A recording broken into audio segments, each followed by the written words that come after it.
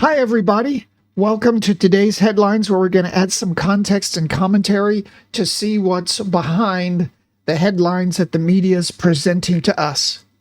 So right up here at the top here of the Drudge Report, we've got stuff about more illnesses that we can expect.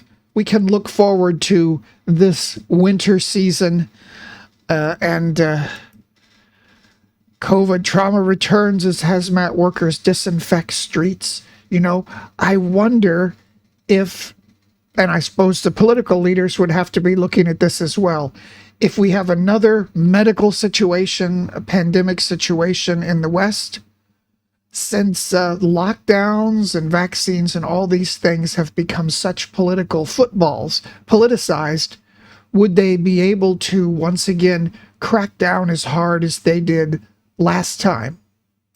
That's an interesting question. Speaking of things becoming politicized, here we have Trump. Some of this we talked about yesterday. Here we have the two Republican challengers who are trying to get rid of Trump, and clearly the behind-the-scenes bigwigs in the Republican Party would like to move Trump aside. He's got a lot of baggage.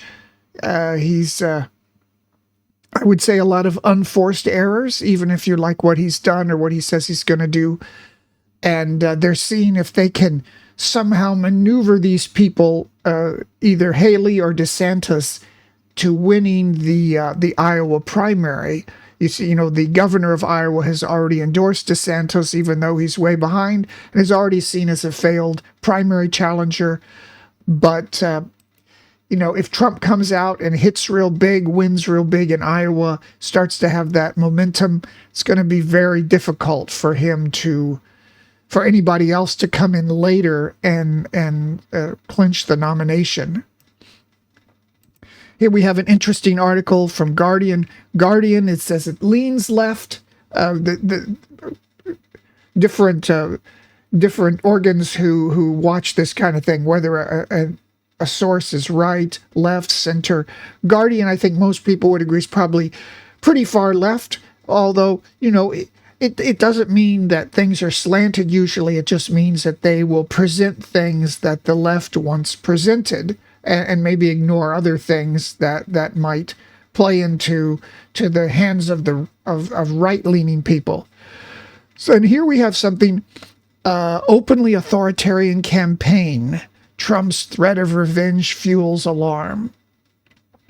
So this is an article that is talking about this plan that supposedly various organizations in Washington, some think tanks, are working with Trump, that if and when he becomes president again this time, he will really have a scorched earth campaign to make sure his programs get through government and get implemented, and that he has some method to either take revenge against or stop Congress from impeaching him over and over again.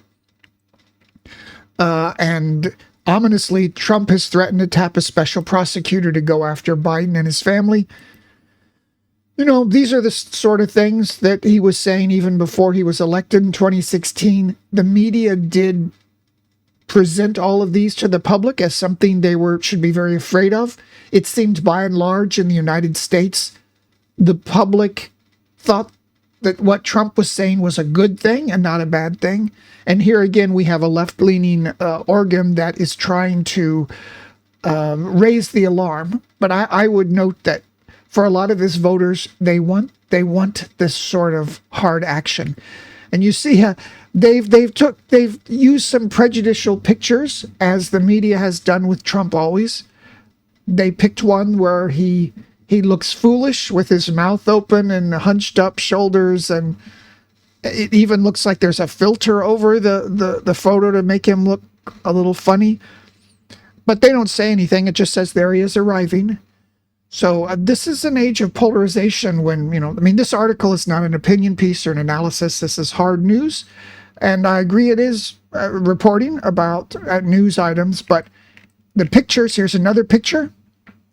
Donald Trump speaks. You probably didn't know he had two heads, but here's something. And of course, they pick a photo purposely where he's in mid-sentence are grimacing to make him look as bad as possible.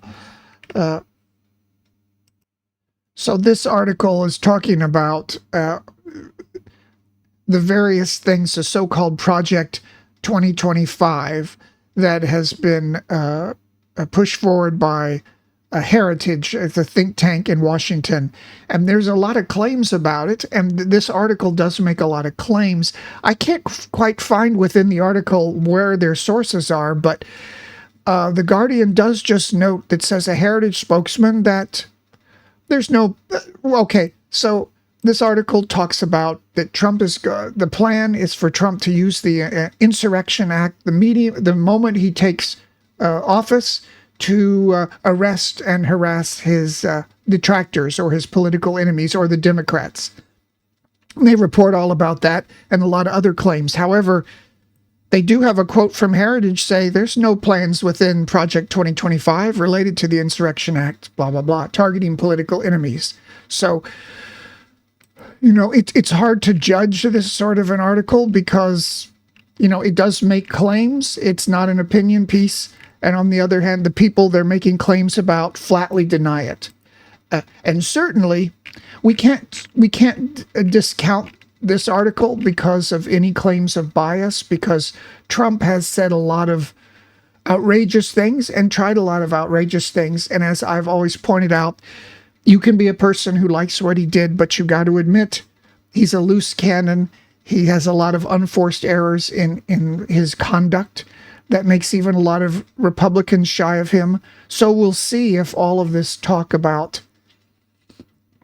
well, these claims that he's going to weaponize the Justice Department against his enemies, even if they're true or not, whether these claims that are being told to the public by the media, whether they scare people or whether they energize people. And I think it's very clear from the 2016 election, a lot of people were energized by these such scary claims. So here we have, I haven't ever talked about late night television. One of my great loves is the lore of late night television of, you know, Jack Parr and Johnny Carson and Letterman and Conan. But while late night TV used to be an institution in the United States, it's become very politicized as well. Here we just, David Letterman's old show, Colbert off with a ruptured appendix, something like that. I guess as an old man, I'm just ruminating on how things have changed. You just, these shows were on at 11:30. You'd tune in. It wasn't a spectacular show, every show with Carson or Letterman, but it was always entertaining. And overall, it was something fun. And even though there's a lot of late night shows, I don't think they can hold a candle to a pre-internet age of television. Here we have a Wall Street seems to be going strong. You know, certainly in the lead up to an election year, the government's going to make everything easy credit. It's going to make sure that things are going to be good for the economy, as good as possible going into an election year. Here we have breaking news. The Pope is old. It's a sort of news that can occur anytime. Here's another breaking news story. Workaholics. Okay, they don't enjoy their jobs. They're more stressed. Who would have thought it? Here's Romney again. I think we mentioned this yesterday. This is the old Republican candidate who ran against Obama unsuccessfully. I believe he was the first Mormon to run for president as being the nominee on a major party ticket. And this is one of the big Trump detractors. And we can expect in this time where they're trying to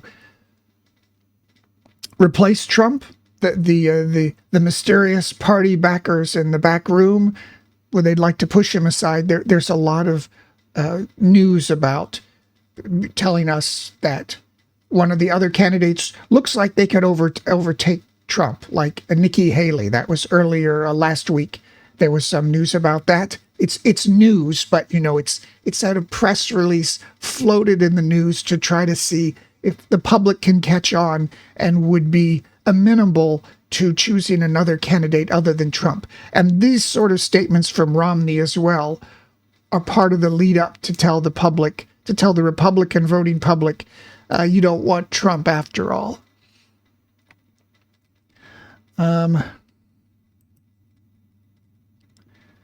This is another thing that's come up recently.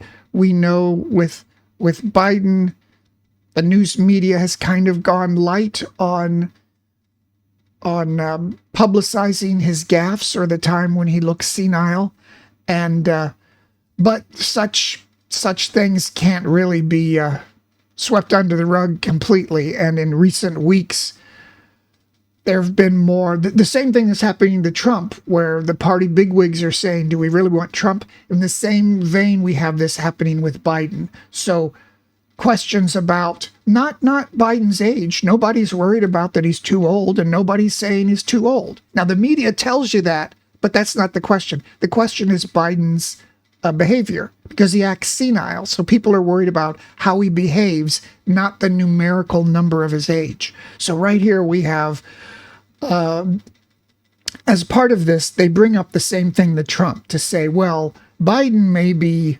slipping, but so is Trump. And Trump says a lot of weird, unusual things.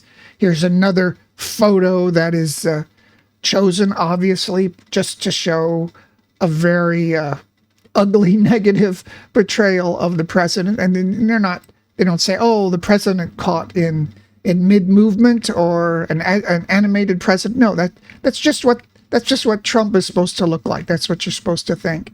So this is more about to try to equate Trump's gaffes with Biden's gaffes or his strange behavior. Something about kittens and having rabies. Life better without internet. This was one of the most interesting stories to me because one of the ideas where you're talking about the futurism, or how trends go and how they come and go, is that things never go out forever. You have a back and a forward of trends. So I'd been expecting for some time now that there would be some sort of movement where people really do get off the internet, or someone invents a computer like a 16-bit computer, going back to a Commodore clone sort of computer. I know there are some guys on YouTube doing that. And these guys, that sort of computer that might have just very rudimentary, maybe just some email support for online, and that's all. You would get people off of the graphical internet and all the chat and all the phones and take back to a simpler time where maybe you just needed email, maybe you just needed text-based websites. And then maybe there would be some people who would reject it all. So occasionally you do see these articles. This is just kind of a first-person opinion piece about why it's better without the internet. But I would not be surprised that some trend like this might sweep the nation, and it might have to do with the introduction of some new technology, like I say, like a new old type of computer that doesn't do all of this. The internet does a lot more than I think you want it to do, and it's in your life, I think, a lot more than you want it. And I think we've had this trend to e-commerce, everything. I think it's got to snap back at some point.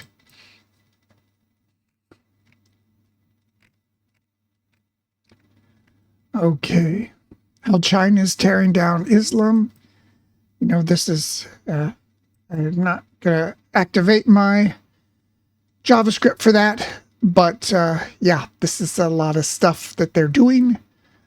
You hear about this in the when they did the film Mulan.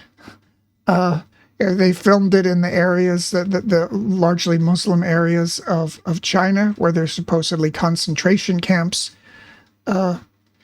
It's funny. I don't think there's, because the people who are being oppressed here are follow the religion of Islam. I don't think there's the amount of righteous indignation in the West as there would be if it were another group of people. I think this shows sort of the West's prejudice against that religion.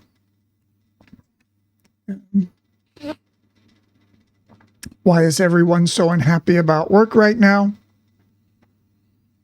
U.S. employees are more dissatisfied than they were in the thick of the pandemic. This is an article we've talked about this a lot, how it seems that many Americans are upset about inflation, foreign wars, immigration, these sort of key issues. The press that largely leans left is loath to lay this at the feet of a Democratic president. They probably would if the president were Republican. They would blame him for homelessness and the crime in the cities. But you never hear Biden's feet being put to the fire over that. This is another sort of article that questions, like, how come people are so stupid to think things are bad, or why would people want changes? So they say, oh, see, wages are up, time's off, greater control how they work, blah, blah, blah. They're still dissatisfied. This sometimes the media, it just sorts tries to educate the people and tell them they're wrong to want change or think things are bad. And I think it probably comes down to inflation on foodstuffs. There may be bright spots in inflation and wage increases, but everybody in the States, when they go to the grocery store, they're paying many multiple times on this foodstuffs, and that hurts everybody. And no amount of the media telling people they're mistaken about their beliefs will change that. They know what they're paying at the grocery store. Biggest delivery business? Amazon. Okay. You know, after a while, you kind of wish that these big conglomerates would break up, or something would happen to them, or they peter out. You know, it's fun when the new businesses, they give you something newer there, but then after a while, you see them gobbling up market share and becoming monopolistic. Yeah, I'm ready for Google. I'm ready for Amazon. I'm ready for these companies to be taken down a peg.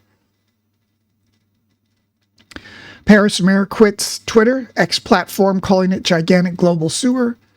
I think this is, the problem. The great thing about the internet was that traditionally in a news article, they would give you one quote from a whole statement, but you didn't get to read the whole statement.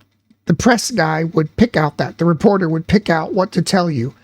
And on the internet, you could have all these documents online and read information yourself and see the primary first sources of this information. And because there's plenty of time, there's no space restrictions that, say we got to cut something out because we got to fit it into 4 paragraphs. So that was a good thing about the internet and websites in general. But something like Twitter, where people kind of shout slogans at each other each day, is the exact opposite. It dumbs down the discourse, and you do see that on Twitter a lot, where people make a statement, or even if they make a series of tweets and little paragraphs, it's all spin one way or another. And so I don't think it's ultimately added to good discourse or an informed electorate. The only thing it's good for is like breaking news, because there are people at the scene of something and they're telling you what they're seeing at the moment. That's my rant about Twitter, which still don't know why we need to call it X. Excuse me. Expats magazine. Yeah, these are interesting here as well. These are a couple Supreme Court's judgments that are coming up. Of course, Atlantic is a left-leaning publication, and it is true anytime there are these possibly momentous Supreme Court decisions coming up, the media has to always portray it in these ways.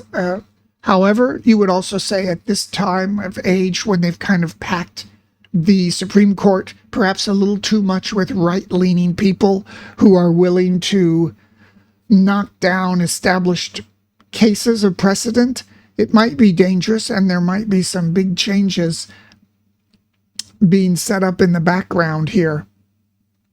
So this is about a guy who sued him, brought this case saying that the oversight and the regulation that the Security Exchange Commission had on his business is not allowed by the Constitution. And so, the Supreme Court is not, you can't just say, oh, I'm going to keep appealing to the Supreme Court. Well, you can't do that because the Supreme Court is only about constitutional issues. So the cases that come, you got to say something is either covered by the Constitution or not covered by the Constitution. So if you're just a guy trying to appeal everything, you get to a certain point and the Supreme Court wouldn't take the case because it's got to be a constitutional issue involved. And here they're saying the Constitution doesn't allow, this is in a nutshell, the Constitution doesn't allow the federal government the ability to create organizations like, I guess, the Security Exchange Commission or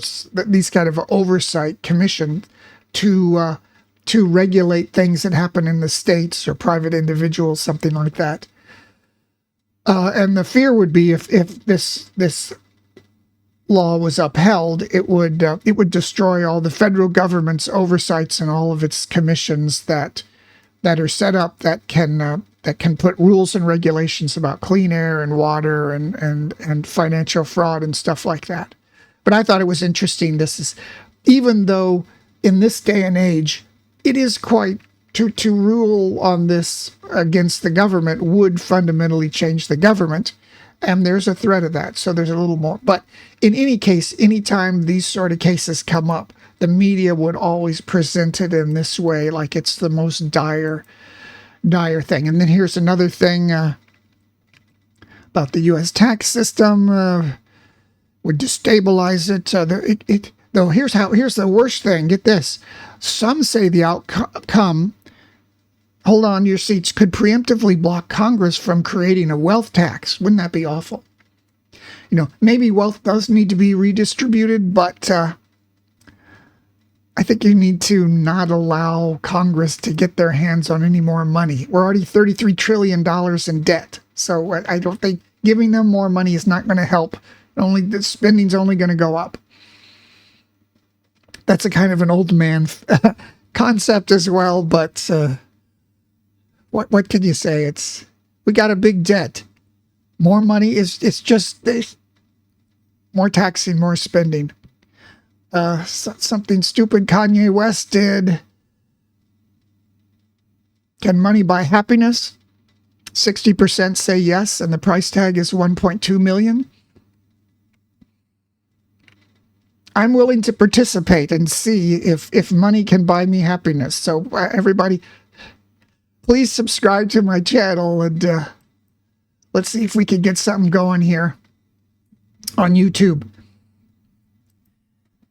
We haven't talked about Turkey in a couple weeks, but see, Turkey is the NATO nation, always in the past a quiet, dependable ally of the West, and in the past, I don't know, 15 years or so, they have arisen and charted their own course, as Turkey usually had for most of its history. It was mainly since maybe in the last 100 years or so that they became a more minor nation. Now they're leveraging their geopolitical spot in the world. They have controlling the straits, the Bosporus Straits into the Black Sea, and thus really controlling Russia's fate, controlling NATO's ability to check Russian aggression against its neighbors there. And they've elected this populist leader. And he has He has been a thorn in the side of NATO. You know, he held up the entrance of some new nations that were going to come into there. So this is something that is showing that Turkey is returning to its historic role as a powerful nation in its region, and they're charting their own course outside of NATO and the West by supporting Russia.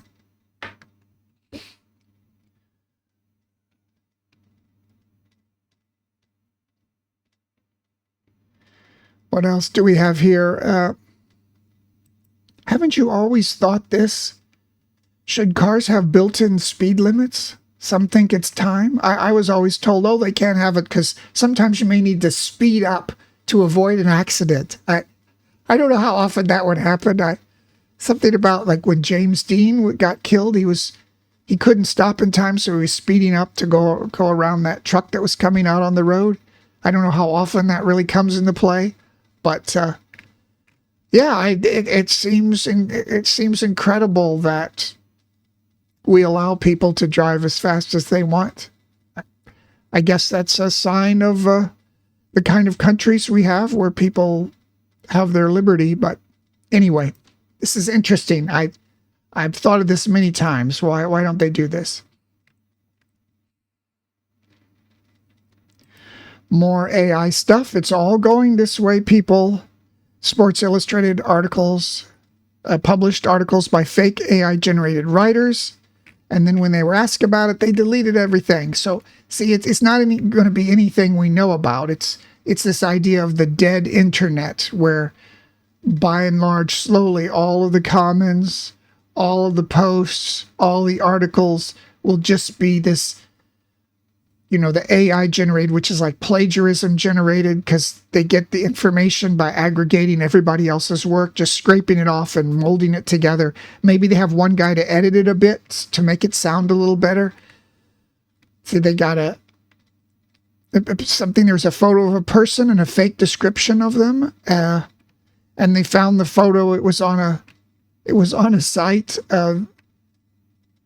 It was on a site of just like a general white guy picture, you know, a stock photo of the guy who wrote it. So this is, I've yet to see, I want to see some of these publications that say have in their articles of their principles, their declaration. I want them to declare that we are not going to use AI and that we're against it. But I haven't seen many major publications do anything like that. It's this fantastic thing here. I don't know. You know, they're spending over $1 trillion on this long skyscraper, but it's long. It doesn't stand up, and it's in Saudi Arabia. Spending trillion on all of these development projects. Really weird science fiction stuff. See, here's my advice to Saudi Arabia. Here's what they need to do. If you have like $1 trillion to spend on this or that, get a space program going, maybe contract with China and like land on Mars and start the first Islamic state on Mars. Claim Mars for Islam. I don't really want that to happen, but if I had that kind of money and I was Saudi Arabia, that's what I would be doing. Setting up a colony on another planet. In my religion's name.